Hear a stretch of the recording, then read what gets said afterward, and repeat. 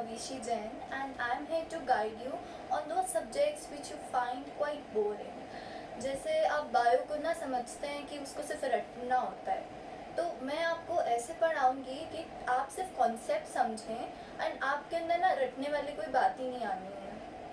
तो मैं आपको ऐसे टिप्स दूंगी बीच में जिन्होंने मुझे भी मेरे एग्ज़ाम में बहुत हेल्प किया था to literally to gain a good chunk of marks in my examination also. So let's begin with the first chapter in bio class 9th ICSC, which is cell, the basic unit of life. अच्छा, तो start अगर करें तो हम अगर सोचें कि cell क्या होता है, हमने बचपन से ना पढ़ा है कि टीचर्स बोलता है कि एक सेल होता है. जब सेल जो होता है वो बहुत सारे सेल से कंबाइन होता है, एक टिश्यू बनता है. फिर जब टिश्यूज कंबाइन होता है एक ऑर्गन बनता है, ऑर्गन्स कंबाइन होकर ऑर्गन सिस्टम एंड जो भी आगे चलता रहता है. बट हम अगर सेल की बात करें तो बेसिकली सेल होता क्या है, मतलब अगर आपके माइंड पे स्ट्राइक करे कि what basically is cell.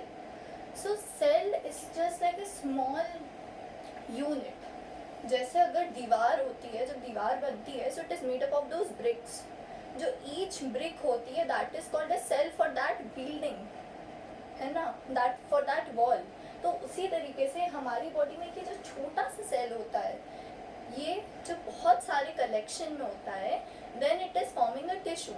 And इसीलिए हम इसको बेसिक यूनिट कहते हैं और the fundamental unit of life of all the kind of species which are existing in this world.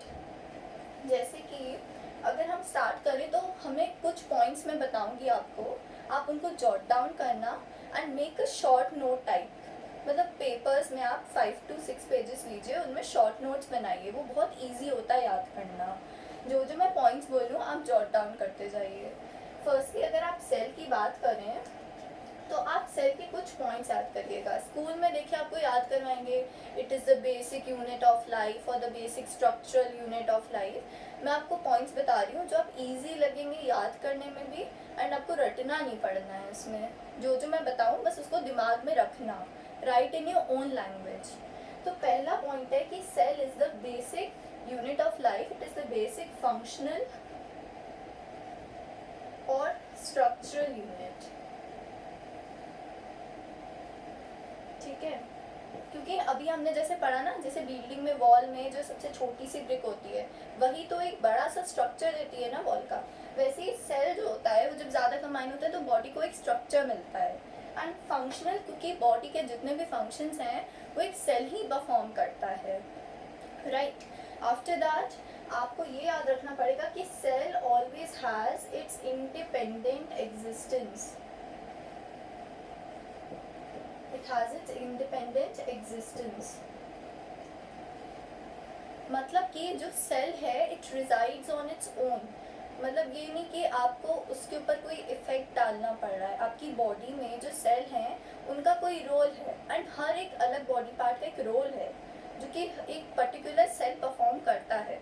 So they exist independently without any external interference. Okay.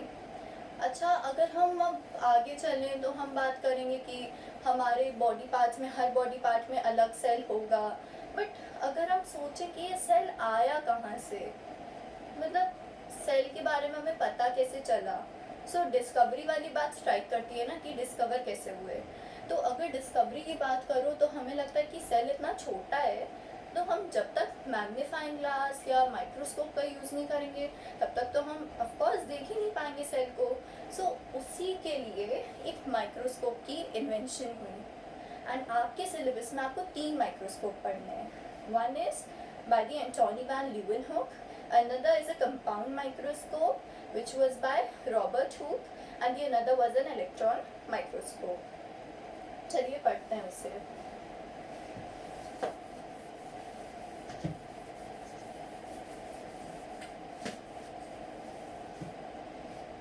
मैं आपको एक एक माइक्रोस्कोप के बारे में पहले बताऊंगी एंड फिर एक टैबुलेटेड डेटा दूंगी जिससे आप एसएस ले लीजिएगा, आपके बाद में काम आएगा. So first was by Antonie van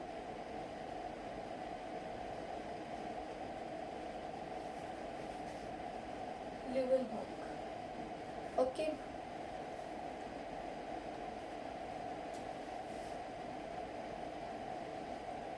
so what did Antony van Leeuwenhoek proposed?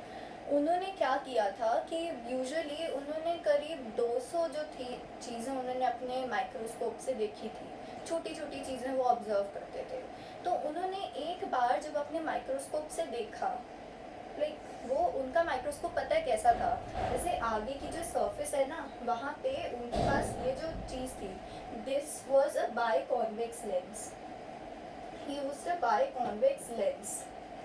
ठीक है, उन्होंने एक बायोकॉन्वेक्स लेंस यूज़ किया था कि जैसे आप आगे से देखो तो एक बायोकॉन्वेक्स लेंस है, बट वही अगर आप उसको बैक साइड पे देखो तो एक नीडल होती थी जिसपे आप एक फिल्म टाइप रखते थे, जिसके अंदर आपका वो कंपाउंड होता था जिसे आप ऑब्जर्व कर रहे हैं। मतलब आगे से आपके पास लेंस है जिसके थ्रू आप देख रहे हैं, but on the back side you have a needle shape जिसके ऊपर आपका वो चीज़ रखी है जिसको आप सर्च कर रहे हैं, चेक कर रहे हैं कि उसके अंदर क्या है ऐसा। ठीक है, so this was a biconvex lens. ये आपको याद रखना पड़ेगा कि किस टाइप के माइक्रोस्कोप में क्या यूज़ हुआ था। एंड इन्होंने एक सिंपल माइक्रोस्कोप यूज़ किया था, ये भी याद रखिएगा। अच्छा, तो इन्होंने बायोकॉन्वेक्स लेंस यूज़ किया था। ओके, अब नेक्स्ट जो थे हमारे, it was Rudolf, no sorry, it was Robert Hooke. Okay, so Robert Hooke ने क्या किया था कि उन्होंने दो चीज़ों को यूज़ किया। आप कंपाउंड वर्ड कहाँ यूज़ करते हो, जहाँ आपको दो दो एलिमेंट्स दिखते हैं आप उस जगह पे कंपाउंड वर्ड यूज़ करते हैं।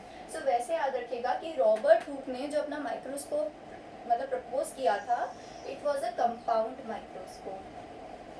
Okay, Robert Hooke proposed a compound microscope. And इन्होंने क्या यूज़ किया था, इन्होंने तो चलो बायोकॉन्वेक्स लेंस यूज़ किया, इन्होंने क्या यूज़ किया, ही used a concave mirror, used a concave mirror. और पता है इन्होंने कैसे किया, इनका जो माइक्रोस्कोप था उसके अंदर एक कॉन्केव मिरर ऐसे लगा था एंड एक ऑयल का लैम्प था, उससे जब लाइट आप पास करते थे ना तो वो जब ये कॉन्केव मिरर से पास होती थी तो वो लाइट बेंड हो जाती थी। एंड उसके बाद में वो जब उस पर पड़ती थी आपकी फिल्म पे तो उनको कुछ स्ट्रक्चर्स दिखे। उन्होंने एक्चुअली बार्क पे किया था, ये जो पेड़ का जो वुड होता है ना आगे का बार्क, उन्होंने वो ऑब्जर्व किया था। तो उसमें जो सेल थे वो कुछ ऐसे रेक्टेंगुलर शेप के थे। तो जब उन्होंने ऑब्जर्व किया कॉक सेल को तो उनको ऐसा दिखा कि ऐसे कुछ स्क्वायर स्क्वायर शेप का दिख रहा है उन्हें। Then he got to know कि इस चीज़ को वो सेल कहते हैं। उन्होंने इसको नाम क्या दिया, सेल। जैसे लाइक एक मोनास्ट्री में सेल्स बोले जाते हैं उसी तरीके से उन्होंने इसको भी एक सेल नाम दिया।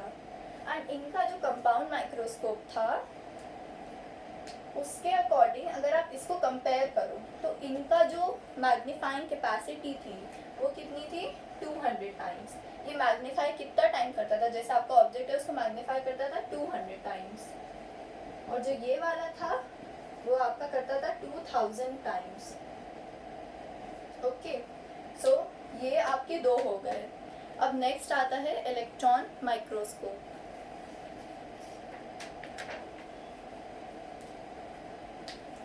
अच्छा, अगर आप इलेक्ट्रॉन माइक्रोस्कोप की बात करें तो उसमें हम लोग बेसिकली यूज़ करते हैं ना कि हम इलेक्ट्रॉन का कोई यूज़ कर रहे होंगे।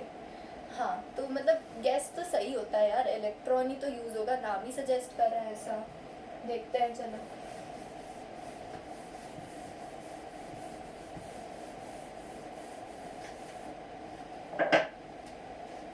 Third one is your electron microscope. Electron microscope में क्या होता है कि जैसे जो आपकी इलेक्ट्रॉन की बीम्स ऐसे आ रही हैं तो उसके आगे आपके मैग्नेट्स यूज़ होते थे, दे बेंट दोज बीम्स।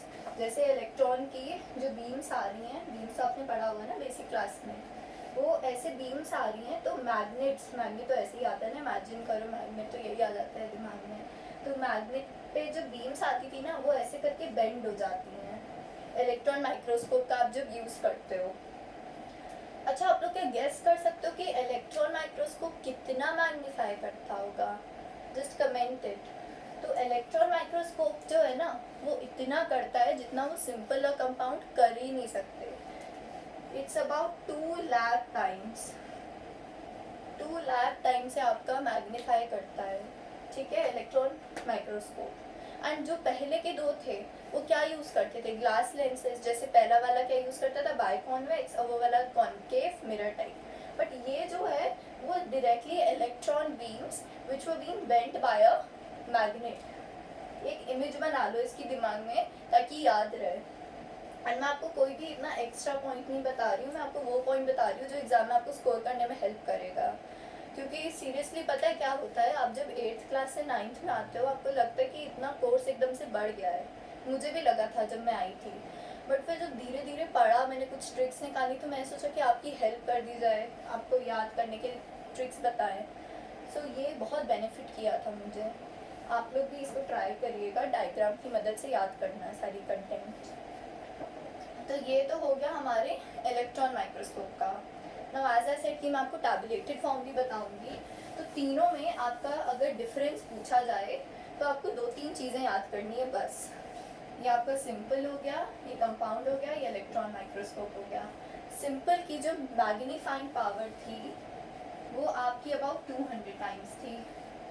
इसकी कितनी थी? About 2000 times. एंड इलेक्ट्रॉन की कितनी थी? 2 लाख टाइम्स। ओके, अगर मैं सेकंड की बात करूं तो इसने क्या यूज़ किया था? It used a biconvex lens. इसने क्या यूज़ किया? Concave mirror. एंड इन्होंने क्या यूज़ किया? Electron beams bent by magnet. Okay, take an SS. इससे आपको याद करना इजी होगा, सिर्फ इतना ही इम्पोर्टेंट है माइक्रोस्कोप्स में आपका।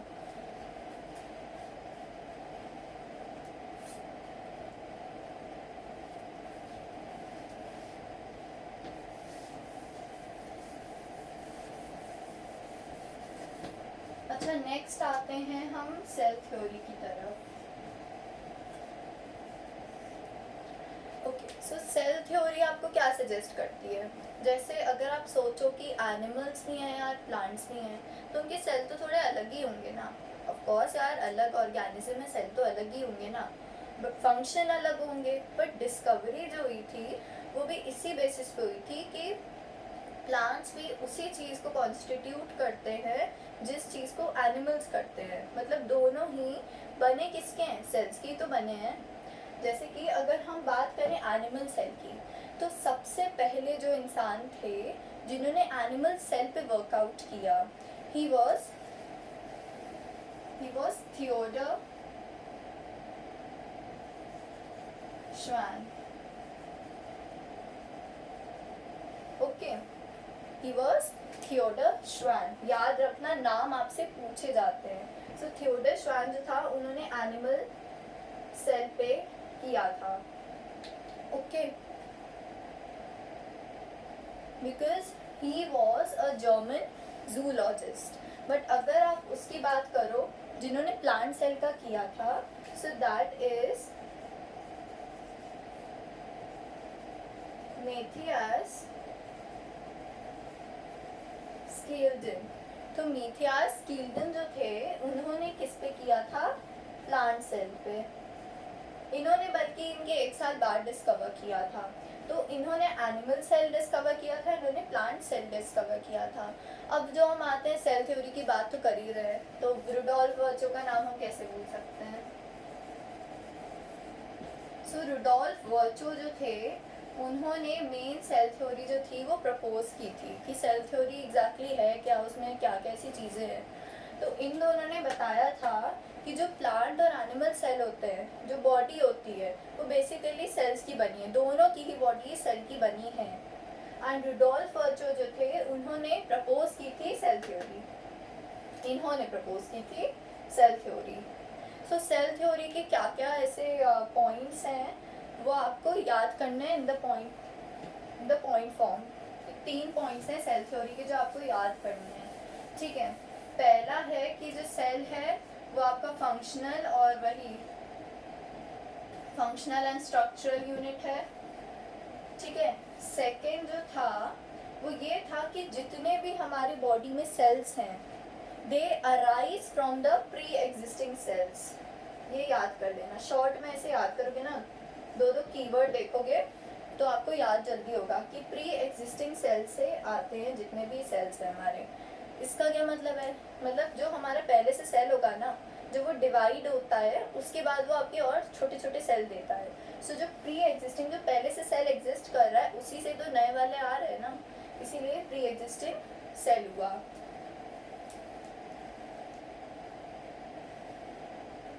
ठीक है, तो सेल थ्योरी में यही पॉइंट्स हैं। पहला है कि it is a functional unit, फिर स्ट्रक्चरल यूनिट, चलो आपका सेकेंड कर दो, यही होते हैं दोनों।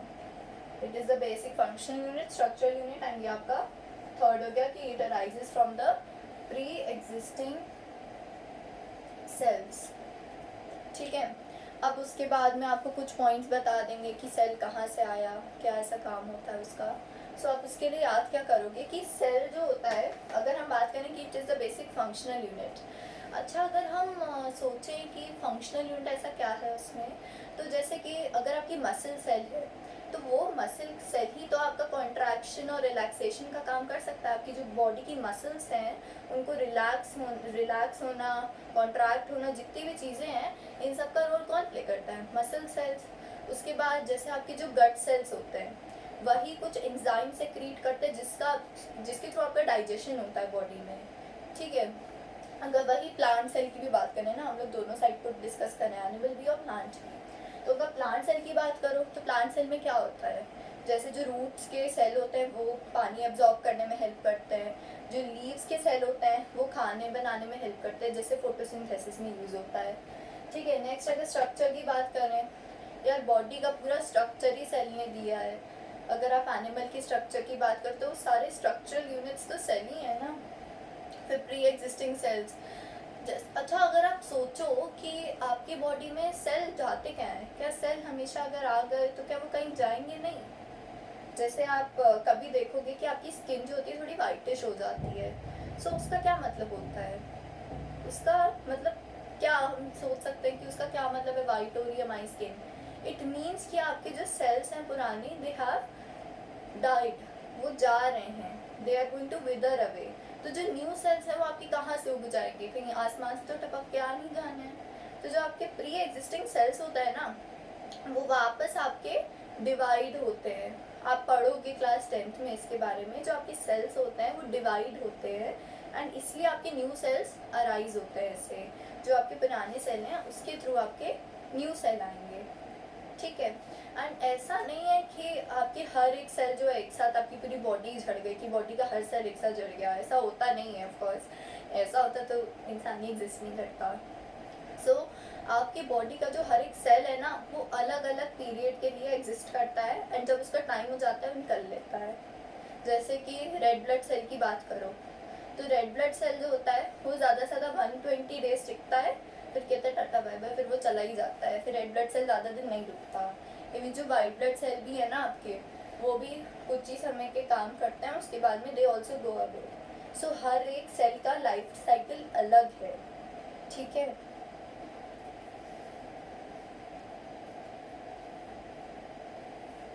एंड अगर आप बात करो आपकी बॉडी अगर स्टार्ट हुई तो एक वो सिंगल सेल से ही तो हुई है। एक सेल आया, वो डिवाइड हुआ, फिर और डिवाइड हुआ, फिर और डिवाइड हुआ, बढ़ता जा रहा है, तभी तो आपकी बॉडी बनी। तो देखा जाए तो आपकी जो पूरी बॉडी है ना वो सिर्फ एक सिंगल सेल से बनी है। What a single cell. एक सिंगल सेल का कितना रोल है हमारी लाइफ में, सोचो, है ना। अच्छा चलो अब हम पढ़ते हैं कि what are the type of cells और कैसे कैसे ऑर्गेनिज्म कितने टाइप ऑफ सेल से बनते हैं। सो अगर हम पहले बात करते हैं सिंगल सेल ऑर्गेनिजम्स की, ठीक है। सिंगल सेल ऑर्गेनिजम्स की अगर हम बात करें तो उसमें आते हैं हमारे सबसे पहले कुछ स्पीशीज, लाइक हमारे दिमाग में सबसे पहले ना अमीबा स्ट्राइक करता है सिंगल सेल में। है ना। अमीबा हो गया, उसके बाद में हमारा हो गया ईस्ट, फिर हमारा बैक्टीरिया हो गया, ठीक है। सो मतलब एक सिंगल सेल से सोचो वो ऑर्गेनिज्म चल रहा है। अमीबा का शेप देखा है, अमीबा का शेप एकदम अजीब सा, कुछ भी बना लो अमीबा का शेप ही बन जाता है। उसके बाद से कुछ ऐसे करके बीच में होगा अपना वो स्ट्रक्चर है जो हम बाद में पढ़ेंगे। तो अमीबा का एक सिंगल सेल ही तो है, ये पूरा एक सिंगल सेल है जो हम इमेजिन कर रहे हैं। अमीबा हो गया, ईस्ट हो गया, फंजाई हो गया, ये सब क्या है, सिंगल सेल्ड ऑर्गेनिजम्स हैं, ठीक है। वही अगर हम बात करें कि हमारे फ्यू सेल्ड वाले, कि 2-3 और सेल मिल गए, तो फ्यू सेल्ड वाले ऑर्गेनिजम्स में कौन आता है? सो फ्यू सेल्ड ऑर्गेनिजम्स में हमारे आते हैं स्पायरोगायरा एंड वॉल्वैक्स। क्या? Spirogyra and volvox. After that we have multi celled organisms. Multi cell की अगर हम बात करें तो उसमें ह्यूमन बॉडी आ जाती है। क्या है? मल्टीपल सेल से ही तो बनी है जो ह्यूमन बॉडी है हमारी, ठीक है। तो ये हमें बस इनके नाम याद करने हैं सबके। सिंगल सेल्ड में क्या है? Amoeba, yeast, fungi. Few cells में आता है spirogyra, volvox. And multi cell में आता है human body, animal body, plant body and extra extra जो भी चलता रहता है, ठीक है। अच्छा, अब सेल की बात आती है, ये सब तो हमने पढ़ लिया कि कैसे कितने सेल से बनते हैं, ठीक है। अब आती है बात साइज की। हमारी बॉडी में अलग अलग शेप साइज के सेल हैं, तो हमें याद करना है ना कि कितना कितना साइज है सबका, है ना। तो अगर हम स्मॉलेस्ट की बात करें, स्मॉलेस्ट हमारी बॉडी में क्या होता है? It is RBC. आरबीसी जो होता है वो हमारा सबसे छोटा होता है एंड कितने डेज एग्जिस्ट करता है? बताया था ना, 120 डेज तक की ये जिंदा रहता है आरबीसी। सेकेंड जो होता है हमारा, that is longest cell. Longest cell, any guesses? It is nerve cell. Nerve cell क्या होता है? जैसे आप इमेजिन करो, आपकी फिंगर की टिप से लेके आपकी जो स्पाइनल कॉर्ड बैक में जा रही है वहां तक की इतना लंबा होता है ये। This is your nerve cell, ठीक है। थर्ड जो होता है, it is a largest cell. Largest में होता है, जैसे ऑस्ट्रिच का जो एग होता है उसका जो येलोइश पार्ट होता है, it is the largest cell in your body, okay. तो ऑस्ट्रिच एग आप याद कर सकते हो। जैसे ऑस्ट्रिच एग मतलब we are talking about the ones which are existing in this whole universe. तो उसमें ऑस्ट्रिच एग है जिसका जो येलो पार्ट होता है बेसिकली वाइटिश, तो जैसे जैसे वो ट्रैक्ट से पास होता है तो उसमें वाइटिश वॉल ऐड हो जाती है, बट मेन क्या है हमारा? येलो पार्ट इसका लार्जेस्ट होता है। क्लियर? ये तो हमारा स्मॉलेस्ट, लॉन्गेस्ट और लार्जेस्ट हो गया। लास्ट पार्ट जो हम डिस्कस करेंगे इज आपके जो सेल है उसका ऐसा क्या होता है कि अगर सेल छोटा है तो वो अच्छा है। आप इसको ऐसे समझो, जैसे आपकी फैमिली है, सो जो फैमिली होती है आपकी, वो आपकी क्या होती है? जितनी छोटी होगी उतना अच्छा आप कम्युनिकेट कर पाओगे ना आपस में। बड़ी फैमिली होगी तो प्रॉब्लम्स भी उतनी होती हैं। तो छोटी फैमिली में आप आराम से कम्युनिकेट कर पाते हो, अपने व्यूज़ जो होते हैं एक दूसरे फैमिली मेम्बर्स के पास ले जाते हो, राइट। तो उसी तरीके से सेल का जो छोटा साइज होता है उसका क्या फंक्शन होता है? जितना स्मॉल होगा उतना ही अच्छा होगा। स्मॉल होगा तो कनेक्टिविटी जो होगी ज़्यादा होगी, कनेक्टिविटी इन द सेंस की कम्युनिकेशन जो है within the cell, within the body, तो कम्युनिकेशन भी उतना ही अच्छा होगा जितना आपका स्मॉल होगा। जितना स्मॉल उतना कनेक्टिविटी ज़्यादा। एंड साथ ही साथ जब कम्युनिकेशन अच्छा होगा कि इधर से उधर जा रहा है, आपकी बॉडी का मेटाबॉलिज्म भी अच्छा होगा। इन द सेंस जो फंक्शंस हैं आपकी बॉडी के वो और अच्छी तरीके से हो पाएंगे, क्योंकि क्या होता है जितना छोटा साइज होगा ना उसका सरफेस एरिया उतना ज़्यादा होगा। ज़्यादा सरफेस एरिया, ज़्यादा कम्युनिकेशन एंड ज़्यादा अच्छा मेटाबॉलिज्म। सो 2 पॉइंट्स यहाँ पे आपसे क्वेश्चन पूछा जाएगा एग्जाम में कि सेल का साइज छोटा होता है तो उसका क्या बेनिफिट है। तो उसका बेनिफिट ये है कि सेल के बीच में कम्युनिकेशन अच्छा होता है, एंड सेकेंडली आपका मेटाबॉलिज्म जो है बॉडी का, that is all the functions which are being carried out in the body, वो और अच्छे हो जाते हैं। ठीक है, so first communication and second was about your metabolism. अब लास्ट पार्ट जो मैं आज करने वाली थी, that was the shape of the cells, वो छोटा सा पार्ट है, वो मैं आपको नेक्स्ट वीडियो में दिखाऊंगी, एंड जो स्ट्रक्चर्स है सारे सेल के वो भी नेक्स्ट वीडियो में डिस्कस करेंगे। So if you like the video, please like, comment and share. Thank you.